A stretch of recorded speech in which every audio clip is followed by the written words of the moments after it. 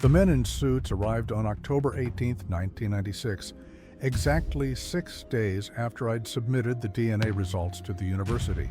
3 black SUVs, federal plates, no local law enforcement, no explanation, just credentials. Homeland Security, they said, though that department wouldn't officially exist for another 6 years. And a single message: pack your essentials, leave the property within 2 hours, speak to no one about what you found, or face federal prosecution for interference with a classified investigation. I was 49 years old.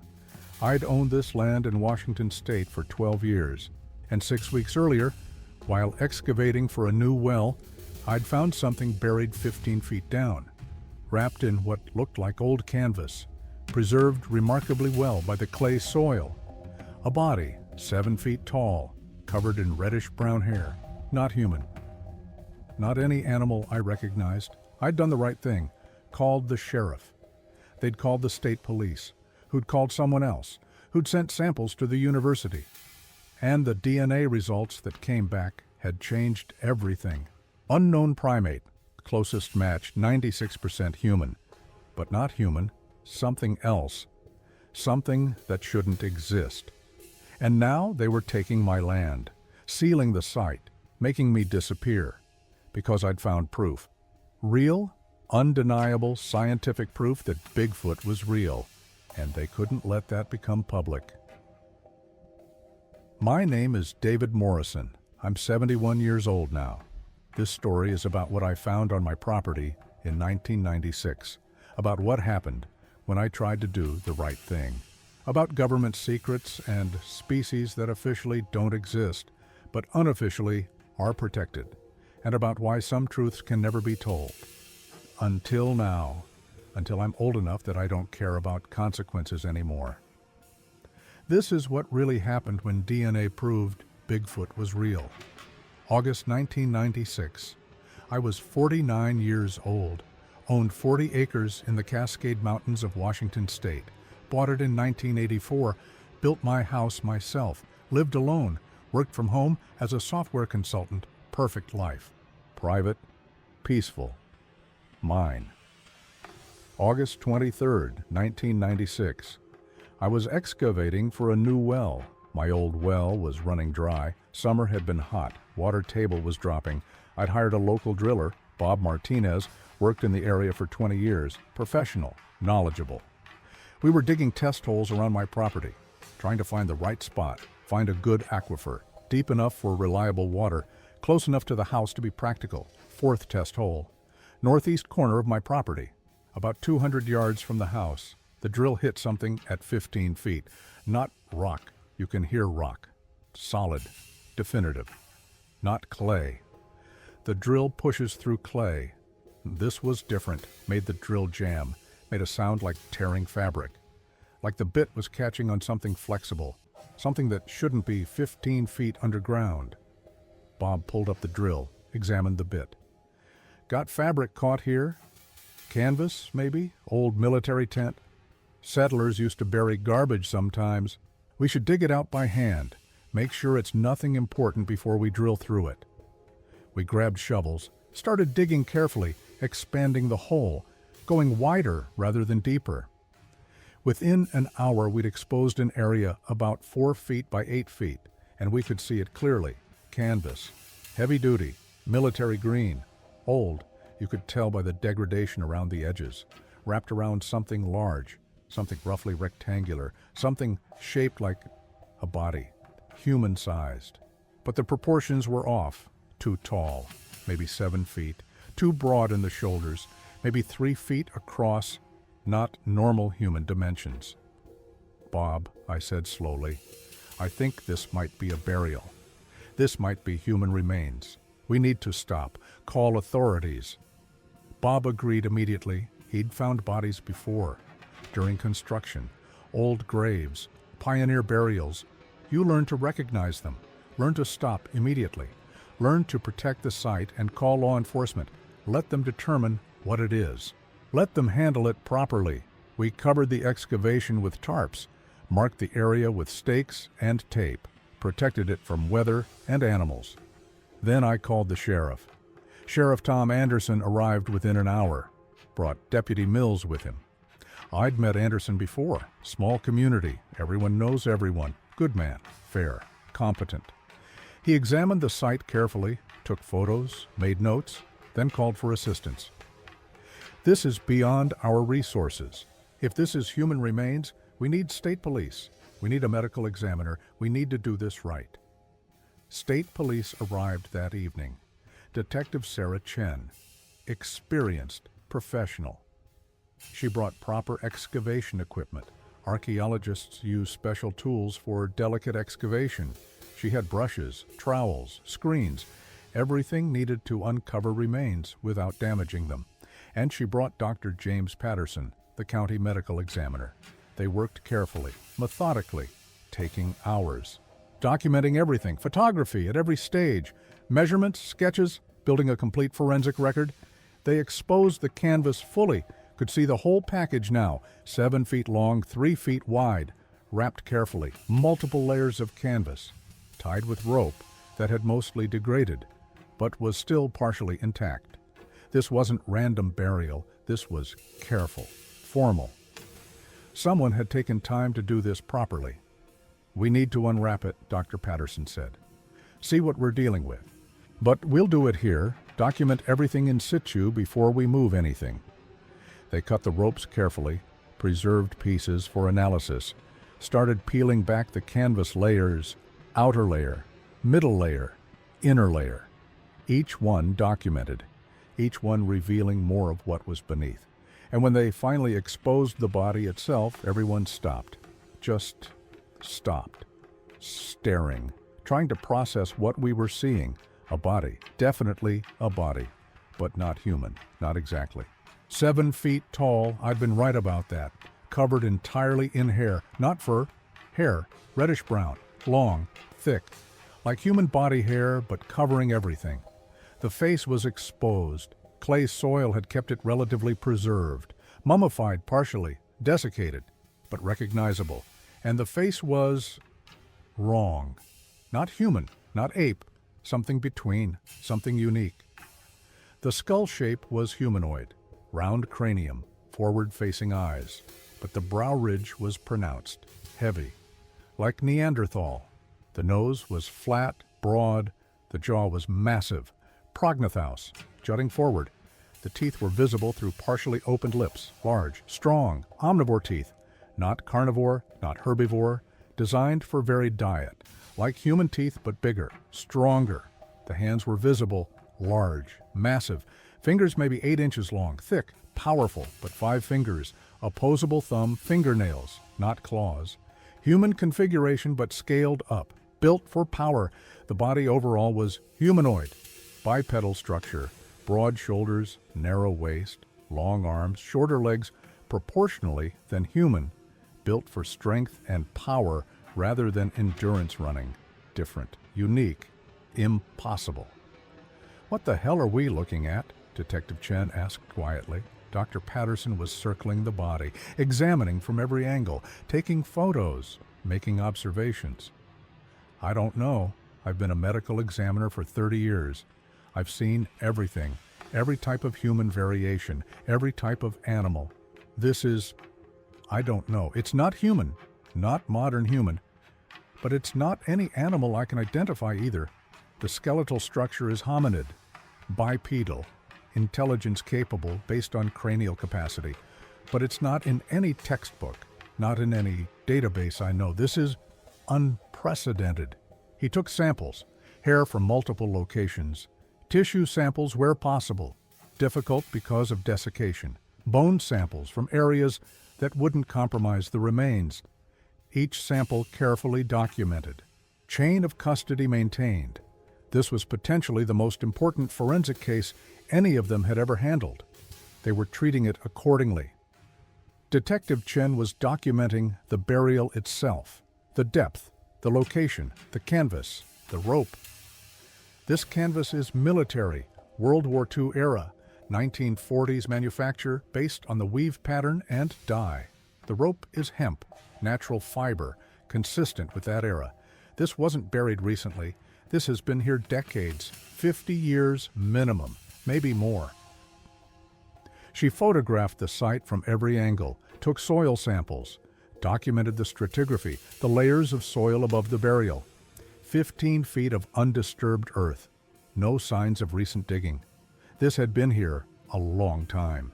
Hidden, forgotten, waiting to be found. "Mr. Morrison, who owned this land before you?" she asked. "Federal government, Bureau of Land Management." "I bought it in 1984 when they were selling off excess holdings. Before that, I think it was Forest Service. Before that, I don't know. Maybe homesteaded? I'd have to check records." "We need those records, because whoever buried this had authority. This wasn't done secretly. This was done officially, with government resources. Someone knew about this, and someone decided to hide it. The question is, why?" They also investigated the burial. The canvas was military, World War II era, 1940s manufacture. The burial itself, they estimated 1950s, maybe early 1960s, decades old. Whoever had buried this had done it carefully, deliberately, with respect. This wasn't disposal. This was a formal burial. Someone had wrapped this creature in military canvas and buried it deep, hidden it, protected it, kept it secret for 50 years. "Was this your property in the 50s?" the detective asked. "No, I bought it in 84. Before that, it was federal land. Bureau of Land Management. Before that, I don't know, maybe Forest Service. Why?" "Because whoever buried this had authority. This wasn't done illegally. This was done officially, with government resources. Someone knew about this, and someone decided to hide it." That should have been my first warning, but I was excited, curious. This was incredible. This was proof, real physical proof that Bigfoot existed, that the stories were true, that there was an unknown primate species in North America. This was the discovery of a lifetime. This would change science, change anthropology, change everything. The samples came back over the next few weeks, and each result was more impossible than the last. Hair analysis, unknown structure. Closest match, human. But different. Thicker cortex, different pigmentation structure. Not quite human, not quite primate. Something unique. Tissue analysis, remarkable preservation. Muscle structure consistent with bipedal locomotion, but stronger, denser, adapted for power rather than endurance. Different from human, different from known apes. Unique. Bone analysis, fully grown adult. Age at death, approximately 40-50 years old, based on bone density. Sex, male. Cause of death, undetermined. No obvious trauma, no disease markers, just dead and buried. Then came the DNA results. October 12, 1996, from Washington State University. Dr. Michael Reynolds, professor of genetics, and everything changed. He called me personally, not email, not letter, phone call, direct, urgent. "Mr. Morrison, I need to discuss your sample with you, in person, not over the phone. Can you come to the university? Today, if possible?" The tone worried me. This wasn't excitement. This was concern, anxiety. Something was wrong, or something was very, very right, in a way that scared him. I drove to Pullman immediately, 4 hours through mountain passes, arrived at his lab around 4 p.m. Dr. Reynolds looked like he hadn't slept, pale, disheveled, papers everywhere. Computer screen showing DNA sequences. He closed the door, locked it, drew the blinds. "Mr. Morrison, what I'm about to show you, I don't know what to do with it. I've run this analysis 3 times, sent blind samples to UC Berkeley and Stanford for independent confirmation. The results are consistent and impossible, and terrifying in their implications." He pulled up the DNA analysis on his computer, showed me genetic sequencing, comparison charts to known species. "This is your sample," he said, pointing. "This is human DNA. This is chimpanzee. This is gorilla. This is orangutan. Now watch the percentages." He ran the comparison algorithm. Human DNA, 100% matched to itself, obviously. Chimpanzee, 98.8% matched to human. Gorilla, 98.3%. Orangutan, 96.9%. Standard numbers established science. Then he ran the unknown sample, my sample. The body from my property. And the number appeared, 96.0% matched to human DNA. I stared. That's closer than orangutan. That's closer than any known great ape. That's impossible, Dr. Reynolds finished. Except it's not. I've confirmed it 3 times. Berkeley confirmed it. Stanford confirmed it. This is real. This is accurate. Your sample is 96% genetically identical to modern humans. 4% different. That 4% makes it a separate species, but barely. This is a sister species to humans, more closely related to us than any known primate, living or having lived in North America. An unknown hominid. Proof undeniable, scientific, real. I sat down. My legs wouldn't hold me. This proves they exist. This proves Bigfoot is real. This changes everything. All of science, all of anthropology, everything. Dr. Reynolds nodded slowly. Yes, and that's the problem. I was contacted 2 days ago, after I filed my preliminary results. Federal authorities said they were from Fish and Wildlife Service, but the credentials didn't quite match.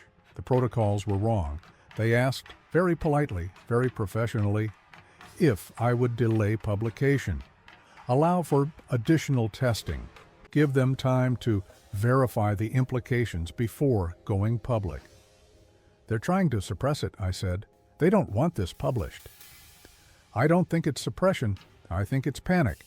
If this is published, if this becomes established scientific fact, the implications are staggering. Legal implications, environmental implications, economic implications. Every piece of federal forest land potentially becomes protected habitat. Every logging operation, every development project, everything stops while we determine population size, range, habitat needs. We're talking about billions of dollars in economic activity potentially halted, indefinitely. But you can't hide truth because it's inconvenient, I said. Science doesn't work that way. Truth matters more than money. I agree completely. But I'm being pressured, strongly, and I'm scared. Not of losing my job, of worse. These people, they weren't making requests. They were making polite threats, veiled, but threats, and I don't know what to do. That conversation was October 12th. 6 days later, October 18th, 1996, they came for me. 7:42 a.m., I was making coffee, heard vehicles, looked out my window. 3 black SUVs, federal plates, but generic, no specific agency markings. 6 men, suits, sunglasses despite the early hour. The uniform of federal authority. They knocked. I answered. They showed credentials, Homeland Security. Department code that wouldn't exist for another 6 years. I knew immediately something was very wrong. Mr. David Morrison, the lead agent asked, though it wasn't really a question. They knew who I was. Yes, what's this about? You need to leave this property immediately. Federal investigation, classified matter. Your cooperation is required by law. What investigation? This is my property. I've done nothing illegal. The nature of the investigation is classified. You're not authorized for details. National security matter, endangered species protection, federal jurisdiction supersedes property rights. You have 2 hours to gather essential belongings. You will be temporarily relocated. You will be compensated. But you cannot remain on this property, and you cannot discuss the matter under investigation. Federal prosecution for interfering with classified operations if you do. This is about what I found, isn't it? The body, the DNA results. You're here because the university confirmed it's real. The lead agent's expression didn't change, but I saw something flicker in his eyes. Confirmation. Mr. Morrison, you can cooperate voluntarily and be treated as a cooperative witness, or you can resist and be treated as interfering with a federal investigation. Either way, you're leaving today. Choose how you want this to go. Behind him, I saw more vehicles arriving. Equipment trucks, personnel carriers. They were setting up a full operation. On my land, without permission, without warrants. Just authority and force, and the certainty that I couldn't stop them. "Can I call my lawyer?" I asked. "You can call a lawyer after you've complied with relocation, not before. Time is limited. Make your choice." I had no choice, not really. They had guns, they had authority. They had the federal government behind them. I had nothing. I packed 2 suitcases, my laptop, important files, photos, everything I could carry, everything that mattered. And I left. Watched from the road as my property, my home, my land, my life, disappeared behind barriers and guards and federal warnings, restricted area, no trespassing, authorized personnel only, use of deadly force authorized. They'd taken everything, my land, my discovery, my evidence, my future, all gone, seized, classified, disappeared, because I'd found proof that they couldn't let exist. Because truth was more dangerous than lies. Because some secrets are worth more than individual rights or property or justice. I was relocated to a hotel 30 miles away, told to stay there, not to leave the area, not to contact anyone about what I'd found. A lawyer appeared, government lawyer, with papers, compensation for temporary relocation due to environmental contamination investigation. Numbers that meant nothing, money that didn't matter. They were stealing my land and pretending it was legal. I stayed in that hotel for 3 weeks, watched, monitored. Couldn't leave without escorts, couldn't make unsupervised phone calls. Prisoner without being charged. Then they moved me. Different hotel, different city, then another, keeping me moving, keeping me isolated, keeping me from establishing connections or talking to anyone who might help. Finally, in December 1996, they made their offer. Formal, legal, binding. They'd buy my property, fair market value, plus significant additional compensation for cooperation and discretion. 6 figures, more money than the land was worth, but with conditions. Non-disclosure agreement, federal, permanent, enforceable by criminal prosecution. I could never discuss what I'd found, could never reveal the DNA results, could never tell anyone about the body, ever. Or face 20 years in federal prison for violating national security. I signed. What choice did I have? They had power, they had authority, they had my land, they had the evidence, they had everything. All I had was my freedom, and they were offering to let me keep that if I shut up, if I disappeared, if I never told anyone what I'd discovered. I took the money, moved to Oregon, started over, lived quietly, kept the secret for 24 years until now, until I'm 71, until I'm old enough and angry enough and done enough with caring about consequences to finally tell the truth. Here's what I learned over the years, through hints, through research, through connecting pieces. I wasn't the first. People have found Bigfoot remains before, multiple times, over decades. And every time, the government steps in, seals the site, confiscates evidence, silences witnesses, because acknowledging Bigfoot as real would be catastrophic. Legally, economically, politically. If Bigfoot is a species, if they're protected under endangered species laws, then massive areas of forest become protected habitat. Logging industry collapses, development stops. Billions of dollars in economic activity ends. States lose tax revenue, jobs disappear. And for what? To protect maybe a few hundred individuals of a species most people think is a joke? So the government made a choice. Keep them secret, confiscate any evidence, silence anyone who finds proof, maintain deniability. Let the public think it's a myth, a legend, a joke, while quietly protecting them, quietly managing their habitat, quietly ensuring they survive, without ever acknowledging they exist. The body I found?